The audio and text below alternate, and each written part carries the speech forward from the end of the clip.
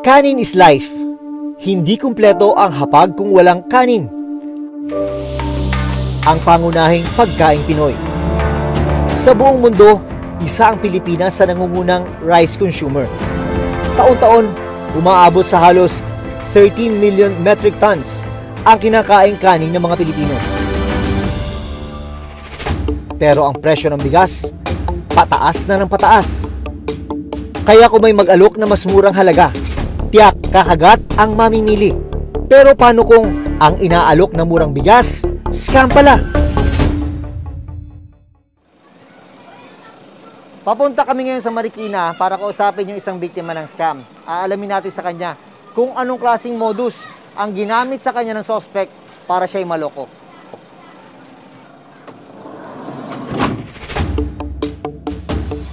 Sa Marikina City, nakilala ko si Raquel. Hindi niya tunay na pangalan. Ang kwento niya, May 17, 2022. Nang nakita niya ang isang post online ng isang nagbebenta ng murang bigas. Ang 25 kilos o kalahating kaba ng bigas na ibinebenta sa palengke sa halagang mahigit 1,000 piso, ibinebenta online sa halagang 500 pesos lamang. Dahil bagsak presyo, naisipan ni Raquel na gawin itong negosyo. Naka-join po kasi ako doon eh. Kaya lahat ng post po nila, nakikita ko po. Yung naialok po nila sa akin ng 10 sack sa halagang 6,000. Yung 10 sako na yon sa halagang 6,000, malaki na ang minura, no? Malaki na sir, kasi na pumapatak lang na 600 per sack po yun. Malaki na. Kinabukasan, agad nakipagkita si Raquel sa nakausap online. Doon na raw siya ipinakilala sa nagpapakilalang supplier ng bigas. Ang proseso nga lang po niya is payment first po. Kahit wala pa yung bigas? Kahit wala pa yung bigas. Sabi niya, nung umpisa po nagduda ako, sabi niya po is may resibo. At saka may pinakita sa akin mga picture sa cellphone niya na yan nakapagbayad nga daw ng 150,000. So doon po ako na parang nakumbinsi niya po ako. Sa unang transaksyon noong May 18, 2022, 6,000 pesos ang ibinayad ni Raquel. Kinabukasan, agad daw na-i-deliver sa kanya ang 10 sako ng bigas na in-order. Nakuha ko naman po, sir, yung 10 sako na yun. Bago po kami umuwi noon, inopera niya po ulit ako ng 30 sak sa halagang 18,000. So, mura pa rin yun. Mura pa din talaga, sir. Sa pangalawang transaksyon, nagbayad naman si Raquel ng 18,000 pesos kapalit ng 30 sako ng bigas mula sa supplier. Doon na raw muling inalok si Raquel ng mas malaking halaga para sa maraming sako ng murang bigas. Ang offer niya sa akin, 300 sak sa halagang 110,000. Sabi ko po, wala po akong pera. Ang pera ko lang dito ay 60,000 lang. Sabi niya, ate, utangin mo na yung kulang. Sabi ko, sige, ikaw bahala. Pero kukunin na niya daw po yung 60,000 ko. So, binigay ko po sa kanya yung 60,000. So, nabayaran ko naman po lahat yun. Bali, ang naipadala ko po sa kanya is 109,000 po.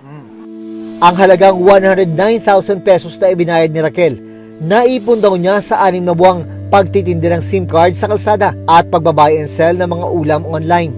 Pero, dito na nagsimula ang malaking problema. Sa pagkakataong ito, wala ni isang sako ang na-deliver sa kanya. Sabi niya sa akin, tumawag, ate, napagsarahan ako ng bodega, bukas na lang daw. Pero pagdating ng kinabukasan, ang sabi na naman po niya, wala pa daw yung bigas. Nagdadahilan na yan? Nagdadahilan na po. Ate, hindi may di-deliver ang bigas kasi 300 sak po yun sa'yo, ginigiling pa. Dito na nagsimulang kabahan si Raquel. Huli na lang malaman niyang scammer pala ang kausap niya. Ang masaklap, hindi lang siya ang biktima. Ang magandang klase ng bigas, nasa 1,200 pesos ang presyo niyan. Yan yung mga nasa 25 kilos na sako. Kaya kapag may nag-aalok ng mas mura, sigurado merong maiinganyo. At dyan na nagsisimula ang panloloko. Sa Antipolo City Police Station, 6 na pong biktima ang nagpunta para magreklamo. Isa sa mga nagsampa ng reklamo laban sa rice scammer, ang online seller na si Claire. Hindi niya tunay na pangalan. Parehong modus daw ang ginawang panluloko sa kanya. Sa kabuuan, umabot sa 28,000 pesos ang ipinuhunan ni Claire. Pero ni isang butil ng bigas, wala siyang natanggap. Doon po kami talaga nakuha niya yung loob niya sa amin, ma'am. Nakuha niya yung loob namin, ma'am, dahil nga po, nagbibigay po siya ng bigas. Tapos, yun nga lang po, nung pagdating ng pang-4 na araw, ma'am, nahintay ako ng hintay, wala naman po dumarating. Ang perang nawala sa kanya, naipon niya mula sa pagtitinda ng binalot sa loob ng 3 buwan. Ang kalahati, ipinangutang pa raw niya. Hindi niya inakalang ang lahat ng paghihirap mauuwi sa wala. Kaya sobrang sakit po na tinuring ko siyang kaibigan, pati po ako dinamay niya sa kalokohan niya. Pati yung hanap buhay po namin nadamay. Dahil nawala ng puhunan, napilitan si Claire na ihinto ang kanyang negosyo. Sa kabuuan, umabot sa mahigit 1 milyong piso ang natangay ng suspect mula sa 60 biktima. Nitong June 2, nagkasa ng entrapment operation ang Antipolo City Police para maaresto ang rice scam suspect. Arestado ang isang buntis dahil umano sa pang-i-scam sa pamamagitan ng murang bigas. Aabot daw sa 1 milyong piso ang natangay ng suspect sa kanyang mga biktima. Nang magkaabutan ng pera, agad nang inaresto ng mga pulis ang suspect. May karapatan nga manahimik ka, kumuha ng sarili mong abogado ka. Sinampahan ng kasong estafa ang suspect. Basically, pag sinabi kasing estafa, swindling. Okay, so panloloko, pagpapakilala sa sarili na may capacity ka, although wala ka naman pala talagang capacity. Yung general order pa noon, kinlasify ang estafa bilang large scale pagka ang amount is not less than 100,000. Pero sa pagpunta namin sa Antipolo City Police nitong Huwebes, nalaman naming pinalaya pala ang suspect. Sa dokumentong ibinigay sa reporter's notebook ng Antipolo City Police mula sa Office of the City Prosecutor, ipinag-utos ang pagpapalaya sa suspect. Ang kaso laban sa kanya, subject for further preliminary investigation.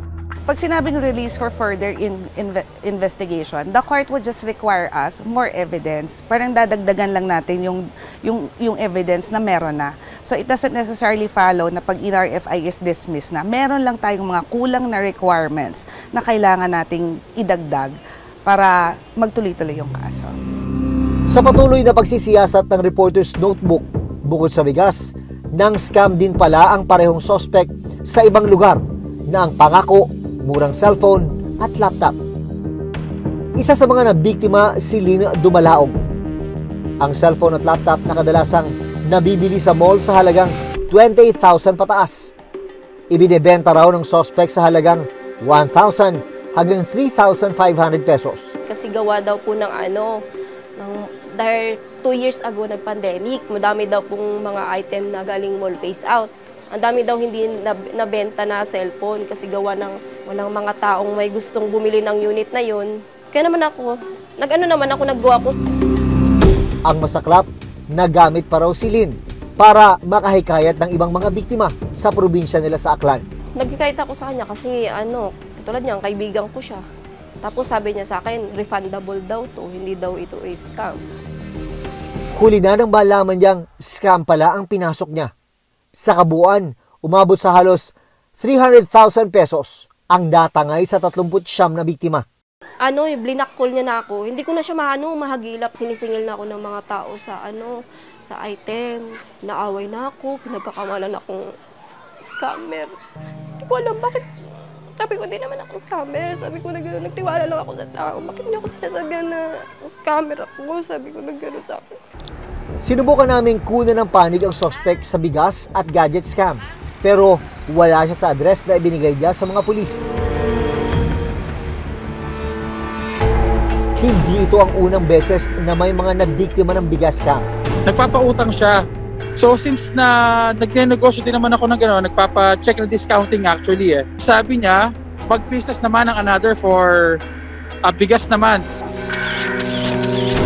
Aabot sa 150 million pesos. Ganyan kalaking halaga ang natangay ng isang propesor sa kanyang mga nabiktima noong 2017. Ang alok ng suspect, mag-invest sa bigas na tutubo ng 15 hanggang 20%. Pero imbis na kumita, walang napala ang mga biktima. Paalala ng PNP, may ilang bagay na dapat tandaan para makaiwas sa modus ng bigas scam.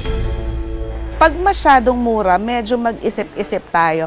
Kasi kaya nga nila binababa yung presyo na yan para mabait ka into buying. Kasi nga mura. So mag-ingat po tayo sa mga katransact natin online because yung mga kaharap nyo na nga na tao, minsan kaibigan mo na, kamag-anak mo na, naloloko ka pa. What more kung itong mga katransact mo lang na hindi mo nga nami-meet at nakilala mo lang sa internet.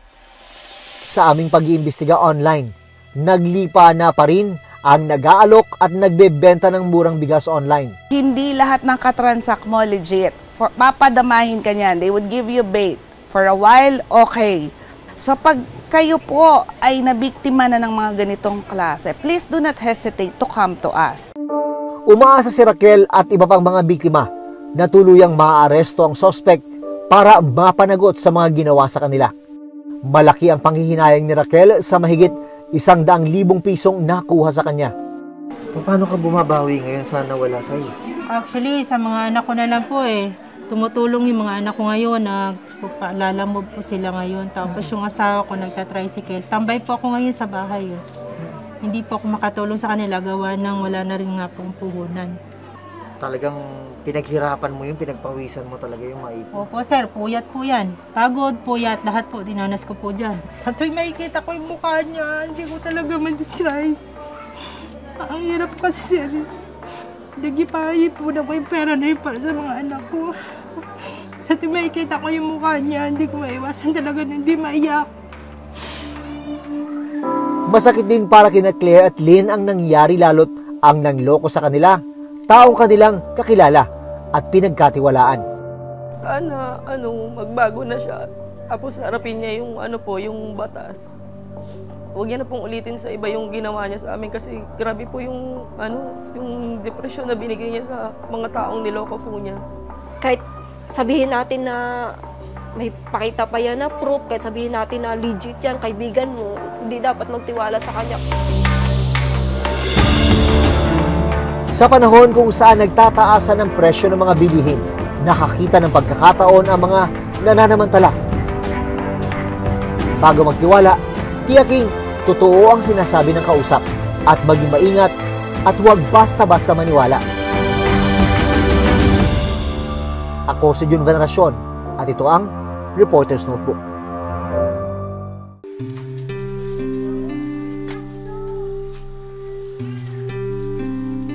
Siya si Adrian Romero. 10 taong gulang na pero ang kanyang timbang nasa 9 na kilo lang, kasing bigat ng batang 2 taong gulang. Hindi siya nakagagalaw at hindi rin nakapagsasalita. Ano ang karamdamang gumupo sa kanya?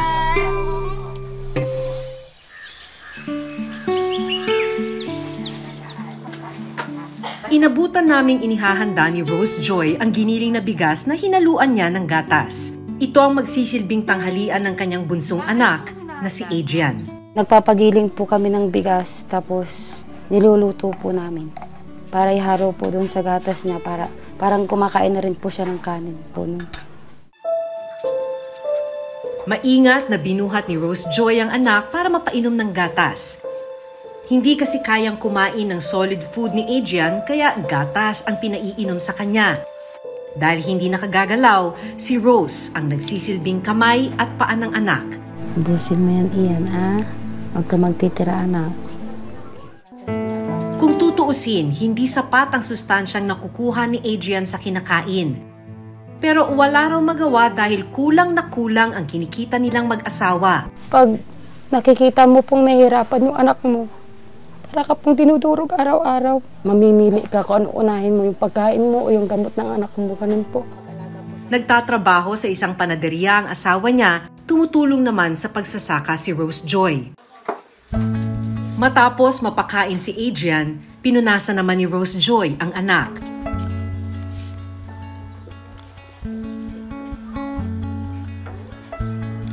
Ang maliit na papag na ito na nilagyan ng net ang nagsisilbing pahingahan at tulugan ni Adrian. Dito na po siya para hindi po masakit yung paa niya at yung likod niya po kasi pag tabla po matigas. Para mahanginan po yung likod niya kung sobrang init po. Hindi man makapagsalita si Adrian, naiintindihan ni Rose Joy ang ibig sabihin ng bawat kilos at galaw ng anak. Pag ganyan-ganyan lang po siya, nakikiramdam po siya kung sino po yung kasama niya. Tapos pag alam po niya na hindi ako, iiyak po. Ito ang larawan ni Adrian nung siya ay 3 taong gulang, malusog at nakakaupo mag-isa. Kwento ni Rose Joy, normal niyang ipinanganak si Adrian. Pero nang maglilimang buwang gulang, may napansin siyang kakaiba sa anak. Hindi po siya gumagalaw. As in, ganyan lang po siya. Wala po ka pong makikita na basta nararamdaman mo lang humihinga siya kasi tumitibok yung dibdib, yung dito niya gumagalaw. Pero makikita mo lang po umagos na lang yung luha dito niya. Ipinakonsulta nila ang anak para malaman ang kanyang kondisyon. Pero hindi raw agad natukoy ang sakit ni Adrian. Pag nakikita mo siya pag lagi po siya may sakit, sobrang bigat po, hindi ka makatulog. Pero minsan, pati sa pagkain, ganun po. Habang lumalaki si Adrian, dito na siya unti-unting nangayayat. Medyo naman po talaga yung masakit sa magulang eh. Yung nakikita mo yung anak mo na hindi gumagalaw. Kung pwede lang po kami magpalit. Kaso hindi pwede eh. Hanggang noong maglilimang taong gulang, natukoy ang kanyang totoong kondisyon. Si Adrian ay may epilepsy with cerebral palsy. Pag nakikita mo siya pag lagi po siya may sakit, sobrang bigat po, parang di ka makahinga. Tapos minsan matutulog ka na lang, nagugulat ka na lang, bigla tinitingnan mo kung humihinga pa siya o hindi na, ganun po. Dapat ay may iniinom na magandang klaseng gatas si Adrian para makatulong sa pagdagdag ng kanyang timbang. Pero hindi ito kayang bilhin ni na Rose Joy. Mahal po yung gatas na pinapasubok ni doktora sa amin. Mahigit 1,000 po. Nakakakuha rin ng libreng therapy si Adrian noon mula sa Rural Health Unit ng kanilang bayan. Pero natigil ito mula nang magkaroon ng pandemya. Kaya si Rose Joy na ang nagtsatsagang magmasahe sa anak. Malaking bagay ang therapy kay Adrian para sana maigalaw niya ang kanyang katawan. Susunod, bandang hapon napansin ni Rose Joy na matamlay si Adrian. At nang hawakan niya ang anak, may sinat pala ang bata. Agad kaming nakipag-ugnayan sa Rural Health Unit ng Santa Barbara. Matapos suriin si Adrian, dito na kinakitaan ng iba pang sakit.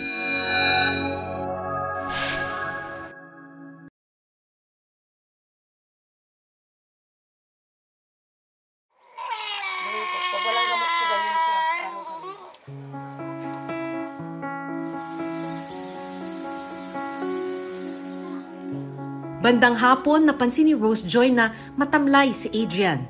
At nang hawakan niya ang anak, may sinat pala ang bata. Kailangan na po siyang mapainom ng paracetamol para gumaling na po siya. Para po mamayang gabi, hindi na po siya magpupuyat ulit. Iniintay ko lang po yung sahod ko. Agad kaming nakipag-ugnayan sa Rural Health Unit ng Santa Barbara. Gusto raw kasing madala ni Rose Joy sa pagamutan ang anak.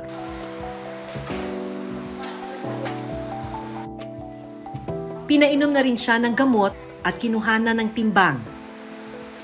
Matapos suriin si Adrian, dito na kinakitaan ng iba pang sakit.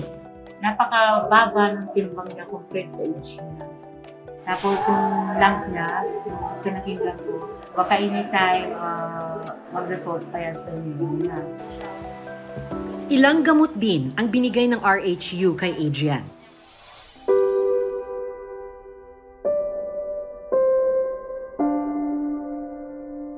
Pasado 5:00 na ng hapon pero hindi pa rin nanananghalian si Rose Joy. Kinakailangan niya raw kasing magtipid para sa susunod na check-up ni Adrian. Pinapainom ko po ito sa kanya 2 beses po sa isang araw. 290 po yung isang bote. Yung reseta niya po sa loob po ng 2 buwan 5. Tapos ito po yung multivitamins niya, 2 nakalagay po. Ito po yun. 515 po. Kung pwede po namin gawaan ng paraan na maipainom po namin sa kanya araw-araw, ginagawaan po namin ng paraan kasi iba po yung epekto sa kanya.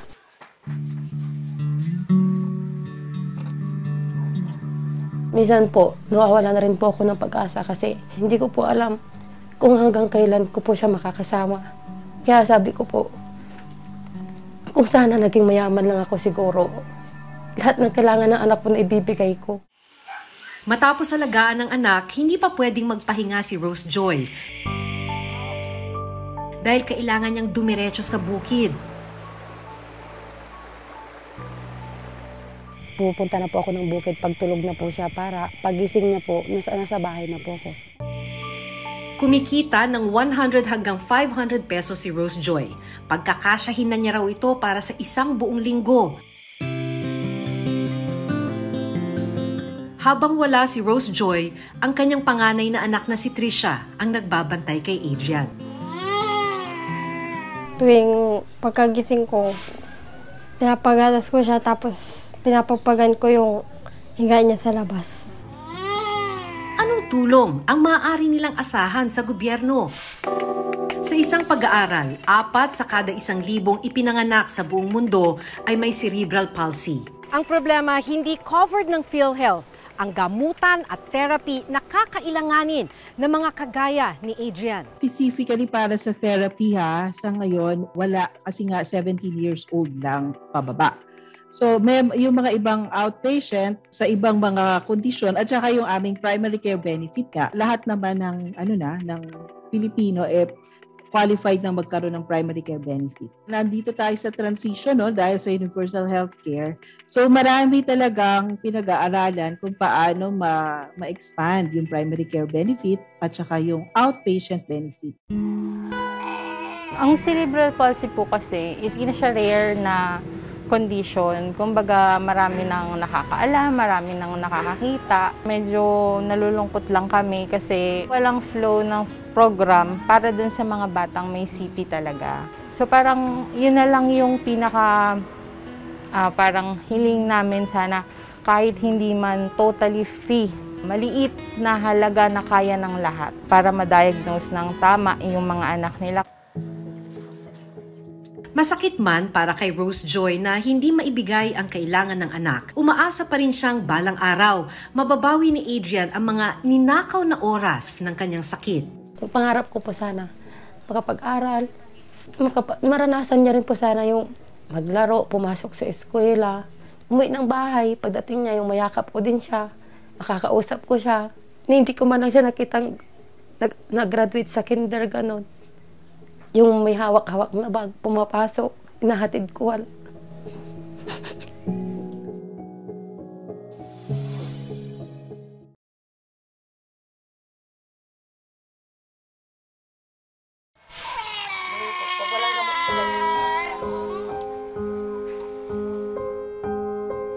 Sabi nga, lahat gagawin ng magulang para sa kanilang mga anak. Lahat po kaya kong tiisin para sa kanya kasi pinangako ko po yan eh. Di baling mahirapan ako basta kasama ko lang yung anak ko kung para sa akin. Titiisin ko kung para sa akin kaya hindi ko po siya susukuan. Hanggat gusto niya pong babuhay, lumalaban siya, lalaban din po ko para sa kanya. Kaya hiling ni Rose Joy, mabigyang pansin ang mga kagaya ni Adrian na nangangailangan ng habang buhay na aruga.